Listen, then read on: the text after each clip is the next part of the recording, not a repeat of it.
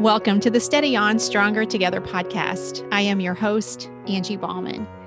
Today's episode is a Steady On virtual book club discussion with author, speaker, and podcaster Tiffany Bluhm. Tiffany's most recent book, Pray Tell, addresses the issue of men who abuse their power and the pressure from the community around that man for the women he abuses to remain silent about his actions. If you've been with me for long, you may already know how personal this issue is to me. When I was 16 years old, I was groomed and seduced into a romantic relationship with a teacher. He was 20 years my senior, married with a family, and a beloved part of the community.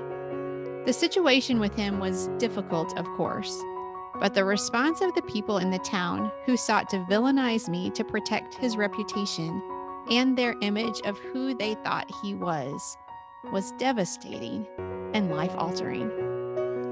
It took me 25 years to even begin to say out loud how that season of my life has impacted me every day. This conversation is tough, but much needed. I am grateful to you for listening to me as I continue to share pieces of this story, and for those of you who have reached out to me bravely with your own stories. As we spend these next few minutes together, my greatest hope is that we will remember that we never, ever walk our hard stories alone.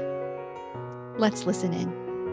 Good evening, Steady On community, and welcome to our May virtual book club discussion. I'm Angie Bauman, and I am joined tonight by my ministry friend, Carmen Galeano, and also by author Tiffany Bluhm. Tiffany, it is just such a joy to have you this evening. We are so grateful for your time to talk about Tiffany's fairly new book. When was it launched into the world? Remind me. March 16th. Okay, yes, so still very new, and it's called Pray Tell: Why We Silence Women Who Tell the Truth and How Everyone Can Speak Up. And before we even dive into it, I just want to share with Tiffany, but also with those who are watching, that I asked Carmen to do this with me, to co-host with me, because Carmen and I, unfortunately/fortunately, right, have bonded in ministry over the fact that we have this kind of shared experience of being abused by a man in power, and the community around us asking us, demanding from us that we be silent, and the ramifications that we still deal with in our life because of the abuse and trauma. But I think equally or even more so, and I want, Tiffany, I would like you to speak to this, and I know we're diving in, I'll introduce you in a second, but the results of the trauma and the abuse, but even more so, I think the result of the response. And so I was delighted to see this book in print and to see you talking about this, and also a little bit nervous about picking it up, quite honestly, but it has been such a joy to experience your affirmation of those of us who have this as part of our story. So just as we get started, I just want to say thank you so much for your obedience in this. And I'm so grateful, again, just to have you here to talk to us tonight about it. So it's a club that nobody wants to be a part of. I know, it is. Nobody wants to have this button on their jacket. Yep. It's not great. And I'm grateful for Carmen to also just talk about it openly, and for you to talk about it openly too. Just, for our history, I was abused by a teacher at my high school. And I was 16, 17. Carmen was abused, groomed. We were both groomed into a romantic relationship. Hers was a pastor, a small group youth/young adult, right, Carmen, pastor in the church that she had grown up in. And so both those communities, beloved men, if you will, the kind of the charismatic men that you write about in the book so much. So, but before we dive in deep into the book, I just want to say Tiffany is an author, a speaker, a podcaster. What's the name of your podcast? Why though? I love that name. I love that name. And she is passionate about justice and women and faith. And you live in the Pacific Northwest, is that correct? I do. Yeah. Beautiful part of the country. Yeah. And you are an Enneagram 3? How did you know that? That's not written down. I've done my homework. It's in the book. Yes. That was creepy for a minute. I'm like, whoa, you know me so well. You know what though? From my bio, you probably could figure out that. I am also, an Enneagram ladies, 1. Me. I see you both with your glasses on, and I left mine right before. This is unprofessional. We should have already had these on. Oh, there you are.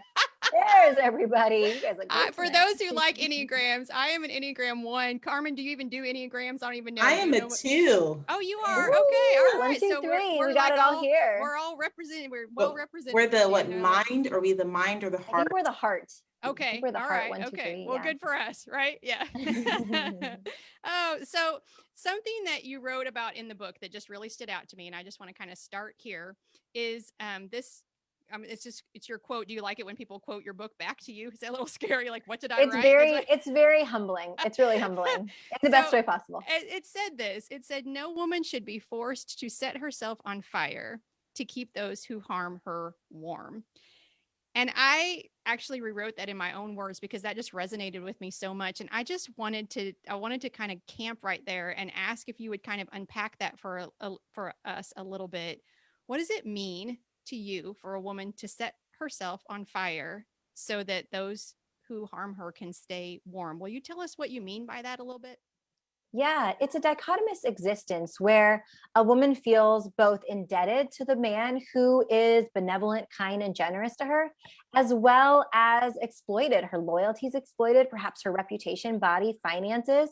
So she feels like she must honor this man who's given her so much, perhaps more than any other man's given her. And at the same time, he knows that he's taking advantage of that. He's counting on that exploitation because he knows what she values, and she is taught to be nice in the expense of being kind.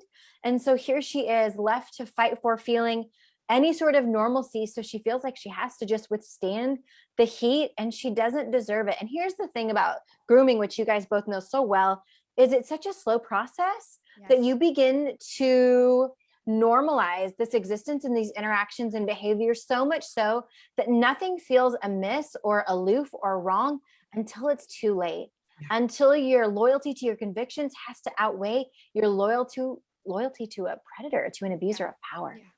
And I want Carmen to address this too. And Tiffany, tell me what you think. But over time too, in the grooming process that I was involved in, it isolated me from other people who might have spoken truth to that too, right? Do you see in the women that you've talked to, Tiffany? I would like Carmen, like, was that true in your situation? Tiffany, do you think that's true in a lot of situations where you can't listen to that, partly because that person who's doing this to you has helped you pull away and depended like only on him? Tiffany first, then Carmen, maybe. There's a codependency that's built into a twisted relationship like that. Mm-hmm. And there is honestly a brainwashing, if you will, because you start to believe the abuser's narrative, and their agenda is the exact lens that you begin to see through, because yours is now diminished in such a manner that it would be foolish to see it from your point of view. And I think when you add this into a faith landscape, you also add that, well, I just got to honor the Lord and honor this person. Unto the Lord, I'm going to honor this person. And this person can really weaponize even that and really take advantage of your willingness to honor the Lord in order to protect the person who's harming you. Yeah. Carmen, would you speak to that also, about like maybe that isolation or that pulling away? I saw you nod your head. Oh yeah, I 100% agree with that. I definitely think in faith communities, I mean, I'm just reading through this book and going like, every person in leadership needs to read this. And that is in any faith community, because it is weaponized, especially in faith communities, because it becomes that spiritual fatherhood or spiritual even motherhood, if there are some situations like that. I trust you. You have my best interest at heart. Hear from the Lord. And so that enmeshment, right? That you see you're not only taking care of me, but I'm taking care of you. That piece, it does isolate you, because after a while, it does feel as though, well, no one understands us. No one would get this like you do, or and if we want it to continue, we have to keep it secret, sort of, right? Isn't that, yeah. Yeah. And even to add to that, Carmen, that was just, you hit the nail on the head, almost thinking, in the way that we heard about Ravi Zacharias, you wouldn't want to ruin me, would you? You wouldn't want to bring this whole thing down. You wouldn't want to destroy my name. You wouldn't want to ruin all the people that I minister to or teach or whatever. So now the onus becomes on this woman to make it her full-time job to protect this man. I remember a therapist said to me one time, as I walked through my journey, said, it's not your 9 to 5 to protect this person. And it was the first time I realized, oh my goodness, I have made it my prerogative to keep this man's sin a secret. Yeah.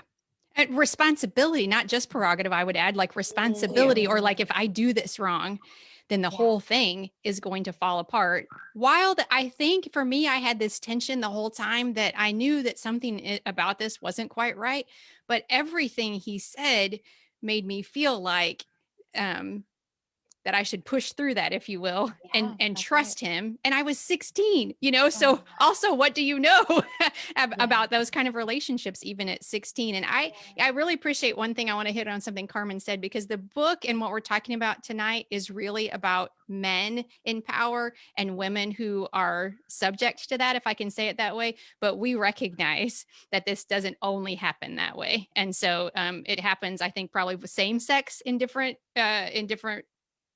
locations or whatever. And it also happens women to men sometimes. That's not what we're talking about tonight, but we don't not talk about it because we don't recognize that that can be true also. I just want to make sure that we are sensitive to that, because this is a hard topic. And I know for me and Carmen, like I think for the most part, we can speak from the scar and not the wound now, because the Lord has just done, he's done a miraculous healing in our lives. But this can also be a trauma trigger. I mean, I've been nervous tonight about this talk in a way that I'm not usually nervous about these things, because I'm just like, it's still like, do I want to share this with people? Is this okay? And just, I think that's another reason, right, that we keep quiet, because people make it about something that it's not, I think also there's this realization, man, this is always going to be a part of my story. Yes. This is always going to be a part of what happened to me and who I am. Yes. And that's just that's a painful realization. I wrote a chapter about how for many women, it takes so long to admit what happened actually happened, because when you see how egregious the acts were and how they've affected you emotionally, mentally, physically, relationally, spiritually, and even in marriage, sexually, you're so broken to realize this is my life and this is hard. This is hard. Yeah. I appreciate you saying that. Literally, it was probably 20 years before I actually talked about it. Like, it was public because my situation was like on the news and stuff like that. So it's not like it was a secret, except for like my talking about it. I talked about it like matter of factly, like this is what happened, but to actually talk about what it had done to me probably took 20 years. It was just, it hasn't even really been that long, that I began to say this is, and it really started happening for me, that I began to talk about it when I wanted to share the healing that the Lord had brought to me, when it really became about like hopefully shining light of encouragement to other people. Like, if you've been through something really hard, there's still hope, right? Come on. That's right. That's right. Yeah.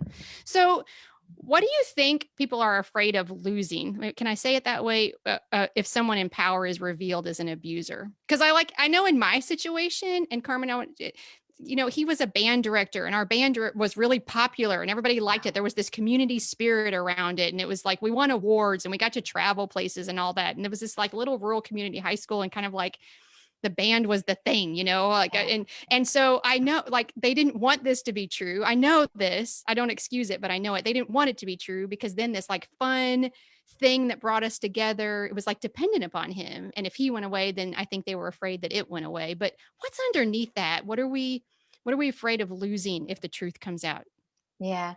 Tina Chen, the CEO of Time's Up, the legal defense fund for women, she says this: women are unforgivable. Women are unemployable, but men who abuse their power at a woman's expense, forgiven. And that is what we fear. We fear that we will be forever labeled as the rabble rouser and the disruptor and the home wrecker and untrustworthy and inherently evil and a Jezebel. And why? Because historically, we have no other reason to believe differently. We look from the time of Eve to now. One of the things that I don't want to dismiss is how the Greco-Roman influence in the first century very much infiltrated the early church, rather than the church shaping the culture in this belief that women were deformed men, that they were the presence of evil in the world, or, that they were just the worst, right? They were the worst. They were inherently untrustworthy. And then you take that into modern culture as well as sacred culture. And here we are in this modern day, and we ask the questions, well, what was she wearing? What did she say? How did she say it? Did she lean in? Did she linger too long? We will find any reason to blame a woman because we don't want to address this, a system that sets up men to abuse their power and the complicity that everyone plays. So we would much rather believe that one woman is worthy of blame and we can heap all the shame on her rather than admit that this is a problem. And you're asking me, what do we have to lose? Everything.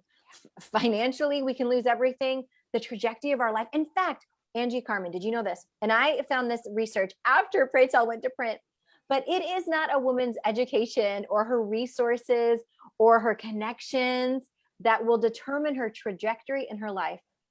It is if a man will abuse his power at her expense. That is the single determining trajectory of how far a woman can get. If a man will abuse his power. Isn't that just wild? Yes. Isn't that wild? It's one of the top reasons women leave their place of work to seek employment elsewhere is because of being taken advantage of by a man. And so we see how this sickness pervades every sector of society and how women constantly lose out. One of the examples that grieves me, and it's just one that I saw play out in front of me in recent history, as we all did, but was Dr. Kristen Blasey Ford. Here she is with a leaked document. She never intended to come forward. This wasn't some political punch. She had a document leaked, and then she has reporters show up at her job and at her home, and she has private security detail to this day and is fears for her life. But the man she spoke up against sits on the highest bench in the land. That is what we fear. We fear that we will forever be branded as, I don't know how appropriate this is to say on this, so forgive me, but a slut, or that something's our fault and a man easily forgiven. And that's just how boys are. What was at stake in your situation, Carmen? Can you address that also? Like specifically, like where was the fear like of the story coming out? Do you know? I think it was multiple things, very multifaceted. So I can laugh now, but my story, we were actually in a discipleship program called Master's Commission. And, many people, it went well for them. Ours did not.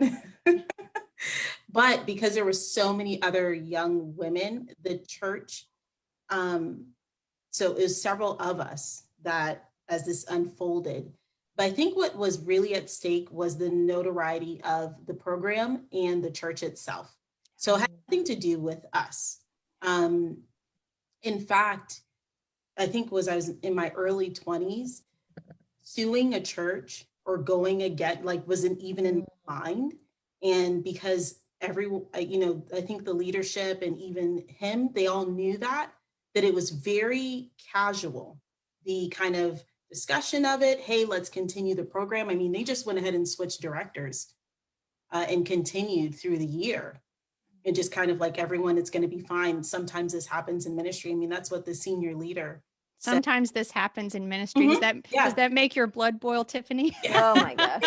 Sometimes this happens. But when you're sitting right there, right, you're sitting and you haven't had a moment to unpackage this. Right. And another, leader, another person in authority tells you, well, this just happens. And you're thinking, well, I mean, you've been in ministry for 30 something years. I guess so, but I don't.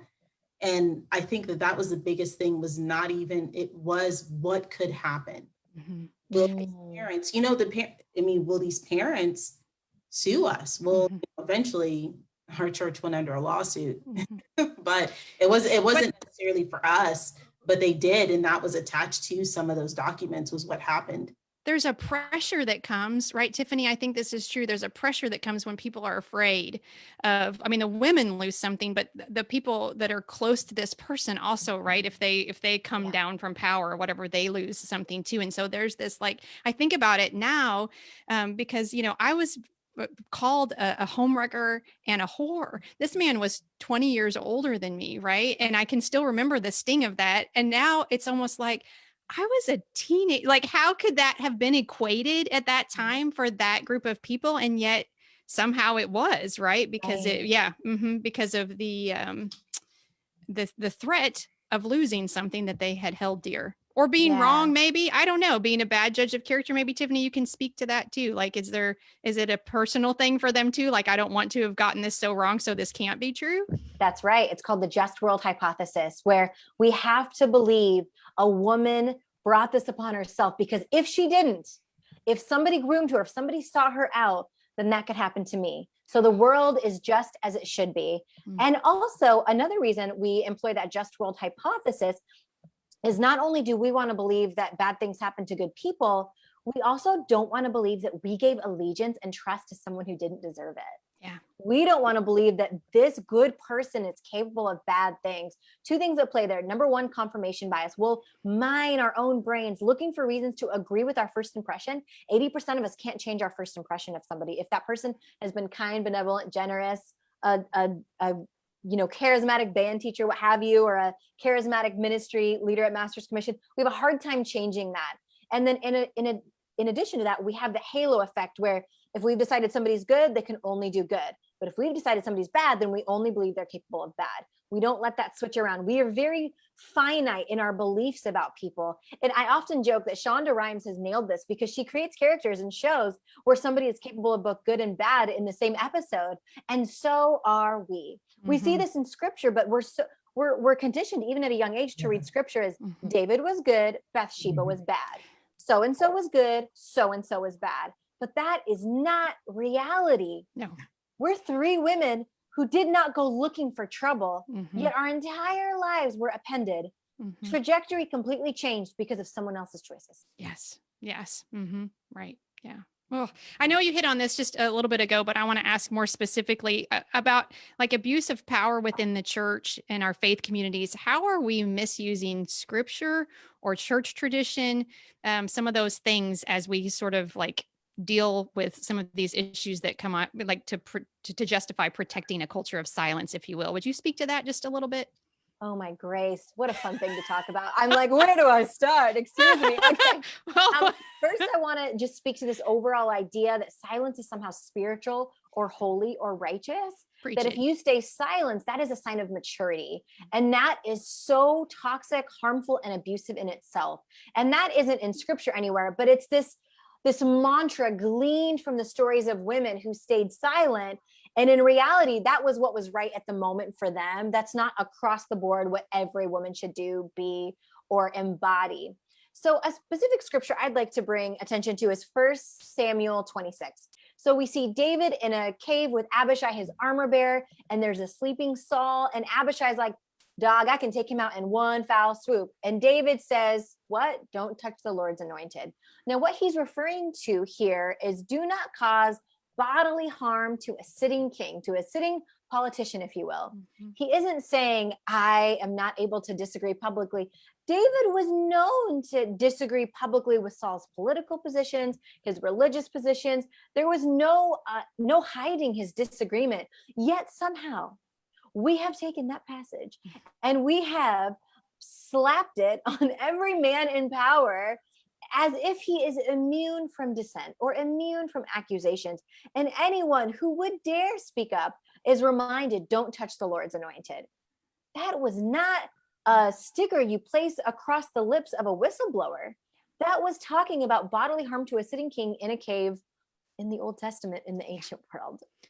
And I've always thought about that passage just a little bit too, that it was David's willingness to trust in the Lord's timing a little bit too. Like, I'm not going to break this door down, which is different than what we're talking about. But I think there's so much to that scripture that's about that and not about like, yes, of course. yeah. And so I'm like, that's not even, I appreciated you pulling that verse out in your book, because I thought that's so true. That's not, I think we're getting that wrong. Well, I know we are. Yeah, we're getting that wrong. We're really getting that wrong. Another passage, in Matthew, we are told, if you have an issue, bring two or more witnesses. Bring two or more witnesses.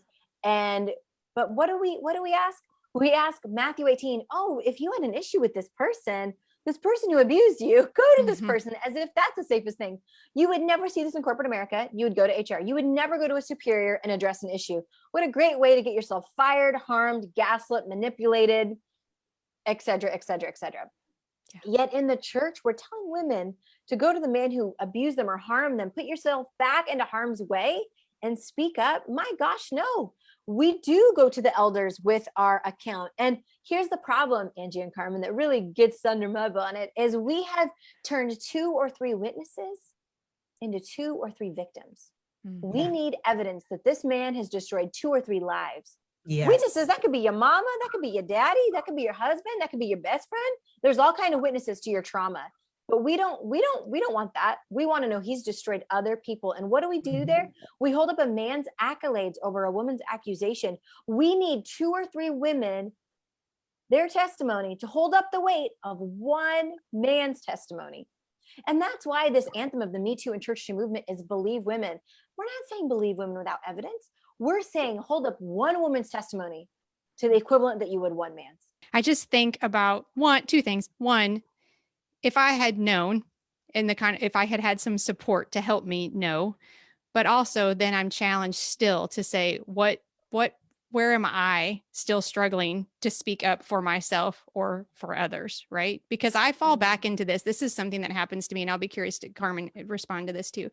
But I still find myself trying to say small and trying to not cause trouble because I already I already punched my card. I already caused too much trouble, right? And I was too big in the moment, and that did not go well. And I still feel myself doing that. And I'm a pastor and a Bible teacher, and I use my voice all the time, but I hear myself using it apologetically because I know you don't want to hear from me, sort of thing, right? Yeah. And it's something that the Lord's really worked on my heart, but it's directly related to, I know that it is, it's directly related to those early experiences of like, actually your voice doesn't count here. Yeah. It doesn't count here. Yeah. Mm-hmm. Yeah. Yeah. So there are women who, as you said earlier, I'm stunned by some of the statistics that you shared. And even that when you're talking about the trajectory of our lives and what like influences that, there are so many women on some level that deal with this. And so like for the woman maybe today that's just hanging on to every word because they're like, I didn't know that I wasn't the only one like this, right? Or I didn't know that this happened to so many people. What do you say to her? Like, what's the hope? Because I want there to be hope in this. This is hard. This is very hard stuff. And I just want to say thank you for using your voice, Tiffany, to help us talk about this. But this is hard. And so what do you say to her to take steps towards telling her truth, whether that's like, I'm still in it and I need to tell the truth, or just like claim her story? It took so long, as you said earlier, for me to be able to say, this is my reality. This is what happened to me. And this is how it still affects me. How do we begin to take steps toward truth speaking and healing and taking care of ourselves in the process? Absolutely. Well, I want to say this as a disclaimer. Abuse of power doesn't happen in a vacuum. If it's happened to you, listener, viewer, then he's likely done this to someone else. You're not the only one. And that's the thing about abusive power. It's so isolating. You feel like you're the only one going through this. Mm-hmm. And so I would encourage you to allow those you trust, allow those you can be in a safe space with, to lend their strength without fear of judgment. Mm-hmm. But I also want to speak to those who are listening, and you're going to be on the front lines, and your friend's going to come to you and share information of the very worst kind, and inconvenient truth. And I say to you to listen. Consider your body language, your facial expressions, your voice. Your job is to not judge. Your job is to listen. Your job is to not look for evidence or put together the pieces. Your job is to listen. Simply listen and hold space. Because in my situation, I didn't get the bravery to speak up until someone else lent me their strength. And I think for so many of us, when we realize, wait a second, I don't have to do this alone. Okay, I can do this. I can do this. I can walk this out. When you think of the first women's movement, the second, and here we are in the third, the agency and the movement came from individual women locking arms together and say, together, we will not stand for this. This is not acceptable behavior. Not because you see me as weak, insecure, or disgruntled, because this is not equal, and this is not equity, and this is not dignity. You are deserving of a dignified lived experience. You're made in the image of God, a daughter of Eve, and you deserve goodness all the days of your life. So I would encourage you, as you consider your story, even if it's going to ruffle feathers, even though there's going to be fallout, I pray that you would walk forth in truth and in victory, because victory is yours, and the healing that's waiting on the other side of this is so sweet and so glorious, and it is yours for the taking. It feels like gossipy at first. I think that's part of what keeps us from saying it at first. Like, That's the darn truth right there. That's where the we're darn like, truth I'm right going to there. tell you something that's happened to me. And the first response is, ooh, that's something big to say, right? Like, are you sure you want to say that? Yeah. And I think it does feel very gossipy at first. And we don't want to be those people, right? I didn't want to be that person. Yeah. Yeah. Carmen, what do you have a question for Tiffany or something else that you just want to add? I know you've got a lot probably on your heart too. What else would you like to add to some of the things we've been saying? Oh, well, I just really enjoyed the fact that you invited me to sit in on this. Like, this is amazing. I love this book, Tiffany. So I just want you to know from someone that has experience, but even as God, in so much of my own personal story, brought us back into church leadership. And I was able to be a social worker for a season of my life. This is top notch. Mm-hmm. Oh, I agree. I'm going to recommend this to every person in leadership until my days are over. Yeah. Because I have found, especially what you said, is it should just be one time that someone should be able to speak to you and share. And so often, especially in faith communities, we either hold, especially if it's a young woman, we immediately size them up as to what they could have potentially done or their past or their sins. And we discount them before they've even had a chance. And I find that even as we're, just trying to really encourage this next generation of young people to be a part of the church, I think of so many situations like these that have most likely happened or they've watched other people go through and they're not interested in being a part of a congregation because of how these things are handled. So I don't have too many questions because I feel like you really just so beautifully put this together. Even just the intentionality of how the book is broken down.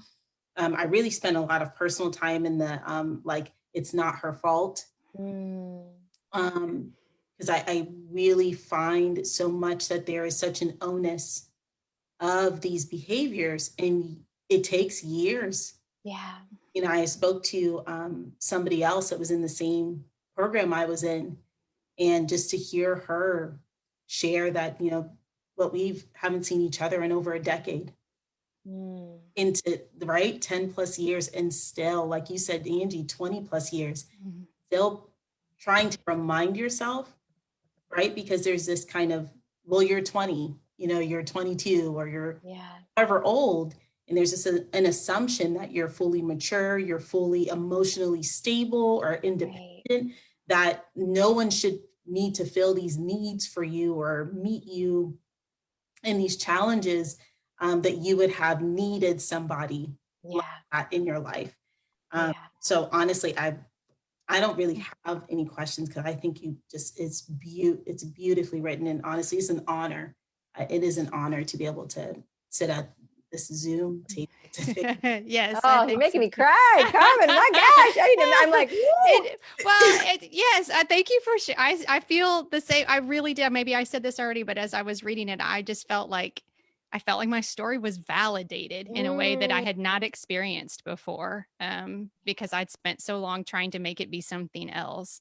And I want to say a couple of things that this is just on my heart. It's most of the time, Tiffany, would you speak to this? It's not about the sex or the physical, like that. By the time it gets to that point, you're so dependent upon the person that has been grooming you that so for people to say, well, she just wanted something, I just want to be really honest about that. It's mostly we want, I think, to be cherished or something. Is that fair? And so it seemed like that was the place to find that. I don't know. Would you speak to that for a second? Maybe? I don't ever want any woman to feel like because she was lacking something, she somehow sought this out, because that's not the case. The most emotionally healthy women can fall for this stuff.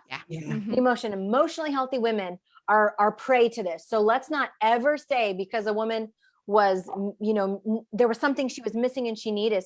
But at the same time, when someone manipulates you into becoming everything to you, that can twist your whole way of thinking, and you long to be cherished by this person because they've made themselves your sun and your moon.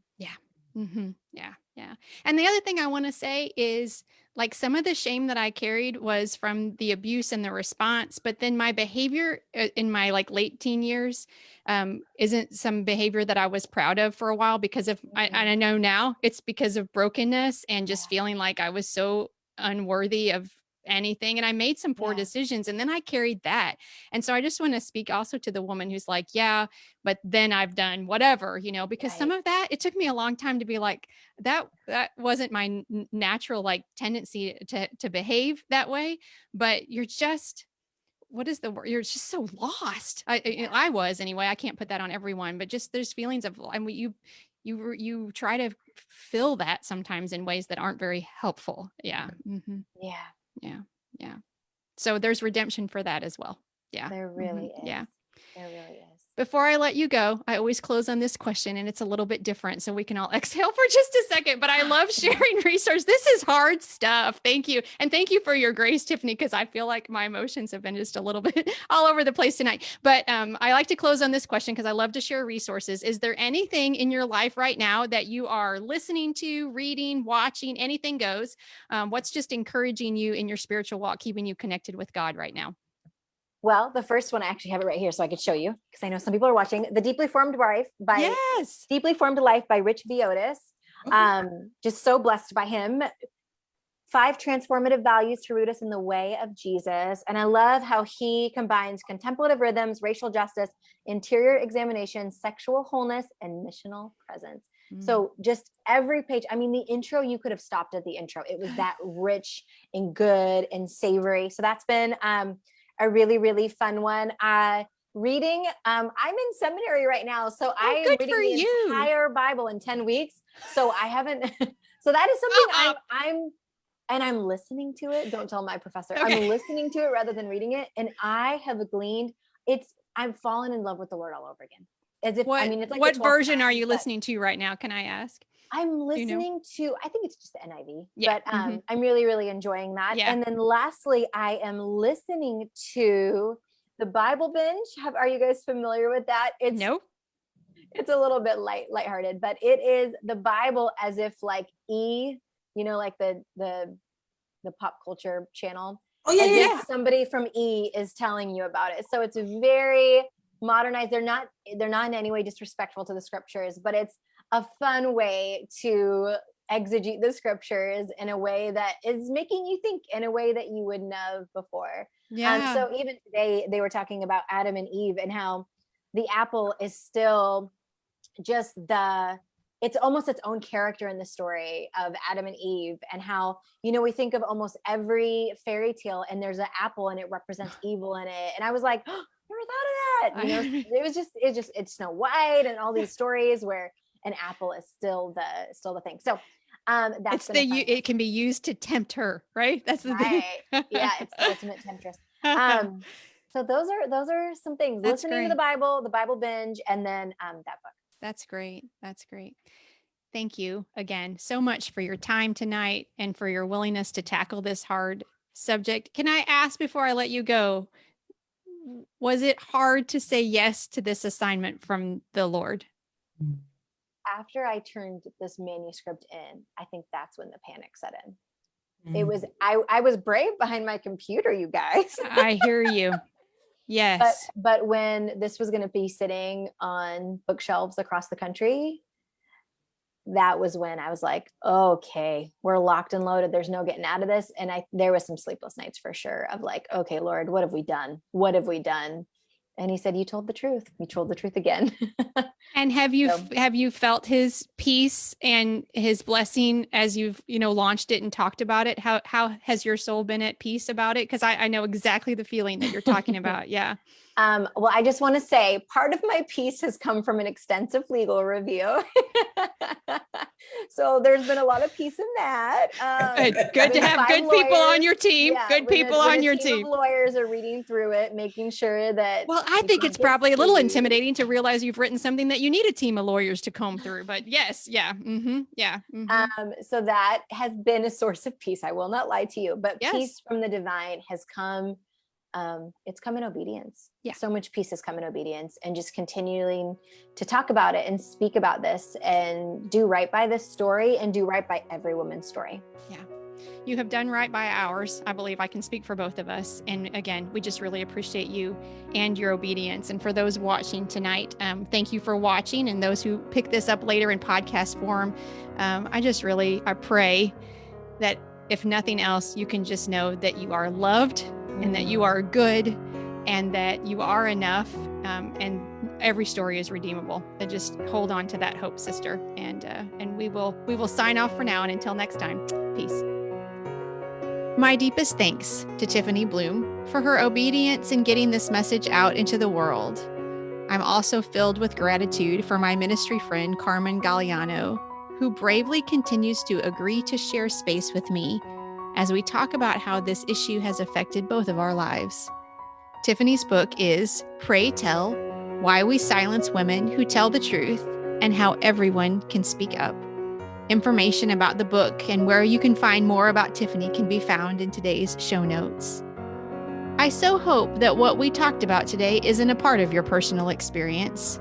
If it is not, please know that others carry this pain, and try to be aware of how you might be able to offer to them assistance and support.